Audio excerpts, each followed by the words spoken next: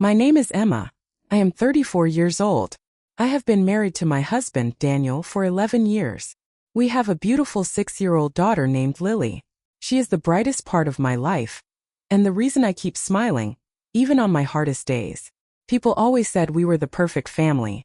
Maybe they were right, at least for a while. Daniel was kind, caring, and thoughtful. Every Friday he surprised me with flowers.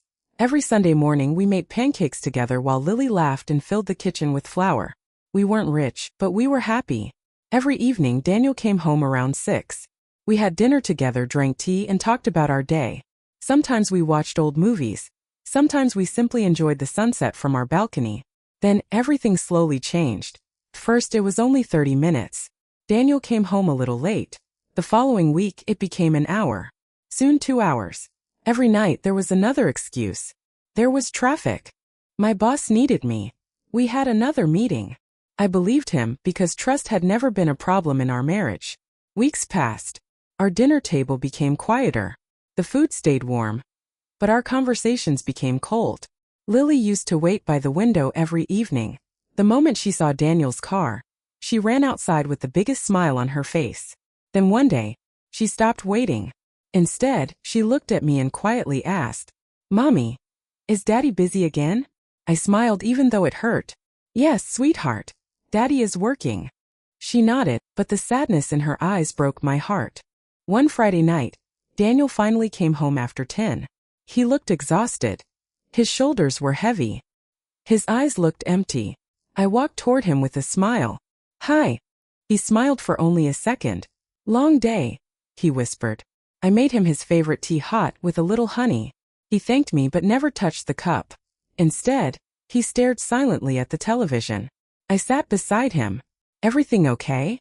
He sighed. "I'm just tired." That was all. No conversation. No smile. Only silence. That night, I couldn't sleep. Daniel was lying beside me, only a few inches away. Yet somehow, he felt like a complete stranger. The next morning was Saturday. Saturdays used to belong to our family. We visited parks, went shopping, or drove around the city with no destination. But not anymore. Daniel finished breakfast quickly, then stood up. "I have to go." I looked at him. "It's Saturday." "I know. So where are you going?" "Work." "Again." He looked away. "I'll explain later." Before I could say another word, he walked out the front door. Lily ran after him. "Daddy." He smiled, kissed her forehead, then drove away. She stood there for almost a minute before asking, "When will Daddy come back?" I didn't know what to say. That afternoon, while cleaning our bedroom, I found an old photo album. I slowly turned the pages. Our wedding. Our honeymoon. Lily's first birthday. In every picture, Daniel was smiling, looking at me with love, looking at Lily with pride. I gently touched one photograph. Tears filled my eyes. Where had that man gone? Few days later, I decided to surprise him. I cooked his favorite dinner. Fresh pasta, garlic bread, chocolate cake. I even wore the blue dress he once told me made my eyes sparkle. For the first time in months, I felt beautiful again. I waited. 6 o'clock. 7. 8. Finally, the front door opened. Daniel walked inside. He looked around the room. For one brief moment, I thought he would smile. Instead, he checked his watch. "I'm sorry, Emma. I have another online meeting." He picked up his dinner, walked into his office, and quietly closed the door. Click. That tiny sound echoed through the house. I sat alone at the table. The candles slowly burned out. The food became cold, and so did my heart. Later that night, while washing his jacket, something slipped out of one of the pockets. A folded receipt. I opened it. My heart almost stopped. 2 dinners, 2 desserts, 2 cups of coffee. The date matched the exact Saturday Daniel said he was working late. I stared at the paper. My hands began to shake. If he wasn't working, who was he having dinner with? I wanted to confront him immediately. I wanted to throw the receipt in front of him and demand the truth. But I couldn't. Not yet.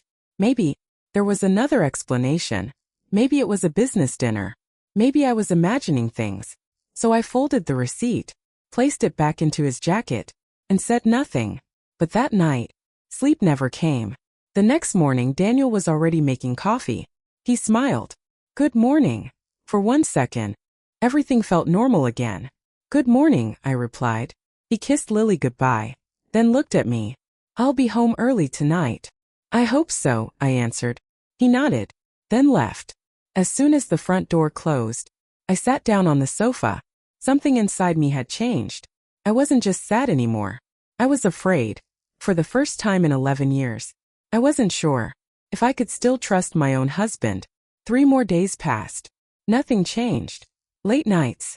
Short conversations. Endless excuses. One evening, Lily came into the living room holding a drawing. "Mommy, I made this for Daddy." It was a picture of our family. Me, Lily, and Daniel. But something caught my attention. Daniel wasn't standing beside us. He was standing far away. I smiled gently. "Why is Daddy over there?" Lily shrugged. "I don't know. He's always far away now. Children notice everything, even the things adults try to hide." That Friday I called Daniel. The phone rang. Once, twice, 3 times. No answer. 5 minutes later, a message appeared. "In a meeting. I'll call you later." I looked at the screen. An hour passed. Then another. No call. Finally, around 9:30, my phone rang. "I'm sorry," Daniel said. "The meeting took longer than expected." His voice sounded calm, almost rehearsed. When he finally came home, he looked exhausted. His shirt was wrinkled. His tie was loose. I hugged him. For the first time in weeks. He hugged me back, but only for a moment. Then quietly said, "I'm going to take a shower." I watched him walk upstairs. Something deep inside me whispered, "Something isn't right." The next morning, Daniel was already making coffee. He smiled and said, "Good morning." For a moment, I almost believed everything was normal again. I smiled back and quietly replied, "Good morning." He kissed Lily goodbye, looked at me and said, "I'll be home early tonight." I nodded, but something inside me no longer believed his promises. As soon as the front door closed, I sat on the sofa. My heart felt heavier than ever. 3 more days passed, but nothing changed. Daniel continued coming home late, making excuses and avoiding conversations. One evening, Lily walked into the living room with a drawing of our family. I smiled until I noticed something strange. Daniel was standing far away from us. "Why is Daddy over there?" I asked softly. Lily shrugged and answered, "Because he's always far away now." Her innocent words broke my heart. The following Friday I called Daniel, but he didn't answer. A few minutes later he sent a message saying, "In a meeting. I'll call you later." Hours passed without a call. When he finally arrived home, he looked exhausted. His tie was loose and his shirt was wrinkled. I hugged him, hoping to feel the man I once knew. But he hugged me for only a second before saying he needed a shower. As I watched him walk upstairs, his phone suddenly vibrated on the kitchen counter. The screen lit up, and one name immediately caught my attention. Olivia. I wasn't trying to spy, but I couldn't ignore what I saw. The preview disappeared almost instantly, yet I managed to read 3 words. "I miss you." My heart started racing. Who was Olivia? A coworker? A client? Or someone much more important? My hands trembled as I picked up Daniel's phone. I entered Lily's birthday, the password he had always used. But the screen displayed incorrect password. I froze. He had changed it. He had never changed it before. I quickly placed the phone back exactly where it had been.